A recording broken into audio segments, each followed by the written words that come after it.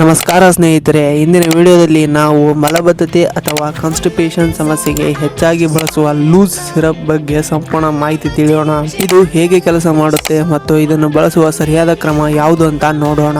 ಈ ಸಿರಪ್ ನಲ್ಲಿ ಲ್ಯಾಕ್ಟಲೋಸ್ ಎಂಬ ಮುಖ್ಯ ಅಂಶವಿರುತ್ತದೆ. ಇದು ನಮ್ಮ ಕರುಳಿನಲ್ಲಿ ನೀರಿನಂಶವನ್ನು ಹೆಚ್ಚಿಸಿ ಮಲವನ್ನು ಮೃದುಗೊಳಿಸುತ್ತದೆ. ಇದರಿಂದ ಮಲ ವಿಸರ್ಜನೆ ಸುಲಭವಾಗಿರುತ್ತದೆ. ಇದು ಅಭ್ಯಾಸವಾಗುವ ಮದ್ದಲ್ಲ, ಆದರೆ ವೈದ್ಯರ ಸಲಹೆ ಮೇರೆಗೆ ಬಳಸುವುದು ಉತ್ತಮ.